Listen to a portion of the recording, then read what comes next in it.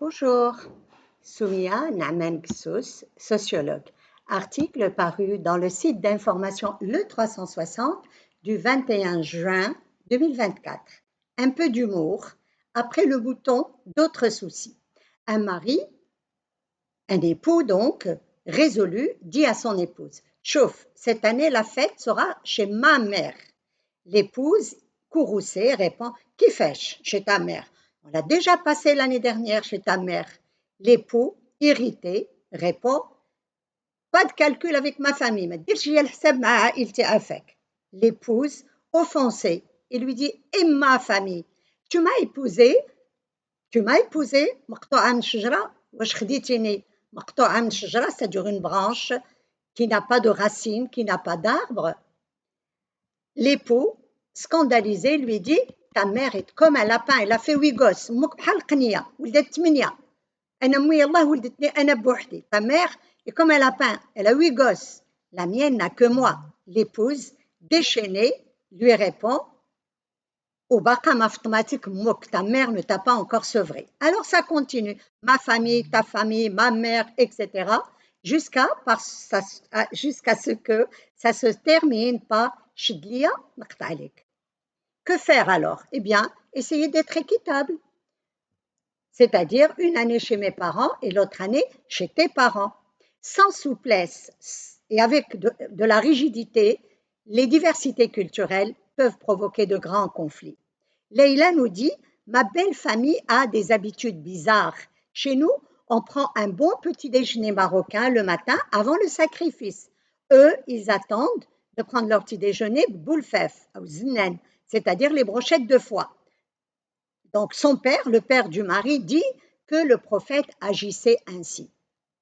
Elle continue, Leïla continue: Ma mère accepte mon dégoût de l'odeur du mouton, mais pas ma belle-mère. D'ailleurs, au début de notre union, ma belle-mère a dit à mon mari: منين جبتي هاد المرأة من l'américaine, d'où tu as ramené cette femme des États-Unis? Rachid donc nous dit: J'aime ma femme, elle est moderne, mais elle devient traditionnelle avec ma mère. Son épouse me chuchote à l'oreille: La première fois, je voulais prouver à ma belle famille que j'étais une femme parfaite parce que ma mère m'a élevée comme ça. Donc j'ai pris tout en charge. Depuis, comme par hasard, sa mère fait sa crise de sciatique toutes les fêtes. En fait, dans les familles, il y avait une hiérarchie sous l'autorité du patriarche et de la belle-mère, de la mère, qui est gardienne des traditions. Aujourd'hui, les relations familiales se démocratisent, l'individu s'impose, les mères sont réellement écartelées entre les rituels traditionnels et les caprices de leurs enfants, même quand c'est des adultes. Beaucoup d'enfants rejettent, refusent de manger les plats du jour de la fête, et donc le mouton et tous les plats qui vont avec.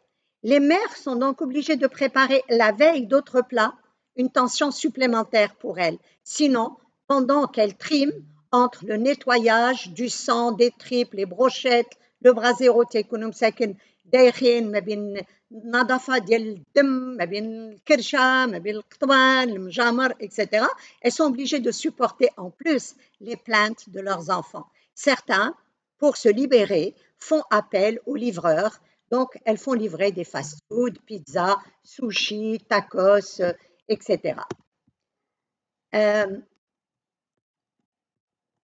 Noufissa nous dit: On a passé la fête chez mes parents. Mes enfants sont traumatisés à l'idée qu'on tue une bête pour la manger. Donc, je leur ai fait livrer des hamburgers. Mon père était furieux et il dit: Chat tarbiya, غادي تخرجوا ولادكم كفار. C'est quoi cette éducation? Vous allez faire de vos enfants des mécréants. La tornade approche. Mon mari, rouge, de colère, sourcils froncés, dit: Tout sauf insulter mon éducation. Vous savez à quelle famille j'appartiens. Mon père répond: Mes enfants mangeaient tout. Vous gâtez trop vos enfants.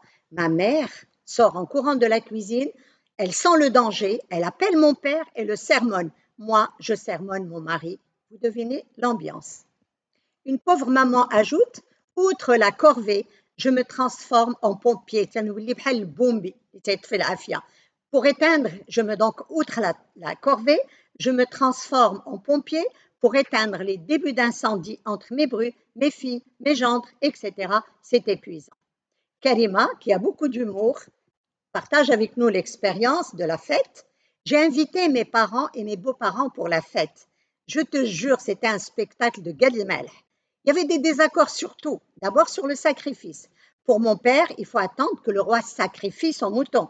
Mon beau-père conteste. Le pauvre boucher, il était assommé par les instructions de mon père, mon beau-père, ma mère. Alors, il fallait recouvrir la carcasse du mouton? Non, la laisser sécher à l'air libre. En fait, les hommes ont terminé leur mission, ils vont se reposer en attendant d'être servis. Commence alors la mission des femmes. C'est le délire. Karima continue, prise de tête sur des détails insignifiants. Chacune des mères veut imposer ses habitudes, prouver que chez nous, on fait mieux, on est une race supérieure. Le foie ne doit pas trop cuire. Non, non, non, non. Ah non, ne mets pas de tahmira, pas de paprika.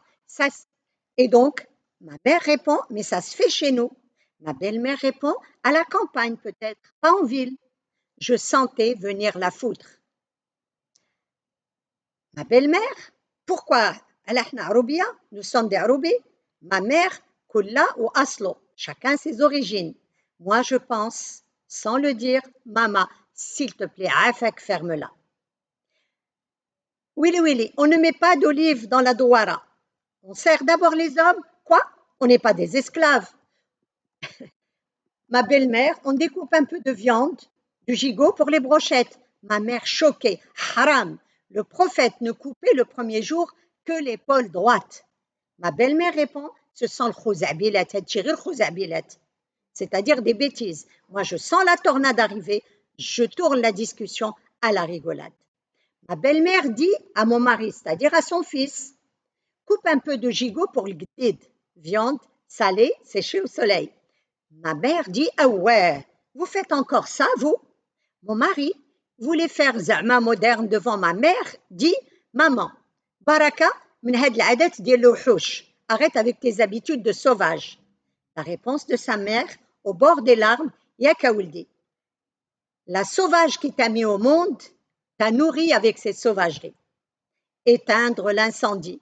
Moi, je cours faire des câlins aux deux mamans, je fustige du regard mon mari et lui fais signe pour qu'il en fasse de même. Ouf, on est sauvés. Fin de la corvée. Pour les femmes, c'est le moment où elles vont se changer. Elles vont ôter ces khshabet qu'on appelle de marrakch à 40 dirhams, couleur arc-en-ciel que beaucoup de ménagères gardent pour les journées d'Yal Shqa. C'est ainsi que les femmes appellent le ménage en arabe dialectal tanshqa, mar dial shaqa, shqa. Tanshqa, c'est-à-dire je suis soumise à une corvée pénible, ce qui est significatif. Donc, il faut se changer pour recevoir et échapper à quelques mauvaises langues de certaines visiteuses. Yarti, tu as vu comment elle est négligée? شوف كيف لابسه نهار العيد وزعما البلاكار ديالها غادي تفرقع بالحوايج. Yarti, tu as vu comment elle est négligée le jour de la fête alors que ces placards vont exploser. Wafa nous dit, ouf, on s'assoit enfin. Les invités, les visiteurs arrivent, mais pas en même temps bien sûr. Et mon papa chéri qui dit, ramène le petit déjeuner, le thé, les brochettes. Donc, réchauffer le harira, préparer le bghrir, réallumer le charbon, griller les brochettes et Wafa conclut en disant Wakwaka ibadallah. Les jours suivants, Wafa. Parents et beaux-parents tiennent à ce qu'on s'attaque aux moutons avec eux, jour et nuit. Il faut donc qu'on revienne manger le reste du mouton jusqu'à le terminer. Si on s'éclipse, ça provoque la colère des parents et de la vexation. Et si on voyage, si on ne va pas parce qu'on en a marre de manger ou pour d'autres raisons, on culpabilise parce qu'on se dit on a fait du mal à nos parents et à nos beaux-parents. Mina a 81 ans, elle vit avec son époux qui a plus de 90 ans et sa sœur qui a 82 ans. Elle me dit j'ai pleuré pour les abattoirs. Mina a supplié son mari de confier le mouton aux abattoirs. Pour 240 dirhams, le personnel s'en occupe. Et Mina nous dit, la sœur de mon mari et moi-même, nous sommes très fatigués. Mon mari a refusé d'amener le mouton aux abattoirs. Selon lui, le prophète dit que c'est Mouldar, le chef de famille, qui doit égorger le mouton. Et Dem et le sang doit couler dans la maison. Donc voilà ce que dit l'époux. Des aberrations qui sont transmises par des pseudo-religieux que l'on devrait vraiment museler. Nafissa nous dit, malgré ma détermination à ne plus vivre ce calvaire, je recommence l'année d'après. Moi, je dis, est-ce que c'est du masochisme? Non, non, ce sont des sages compromis entre générations pour éviter les conflits intergénérationnels et surtout pour conserver un minimum d'harmonie familiale. Je vous remercie. Eid Mubarak Saïd.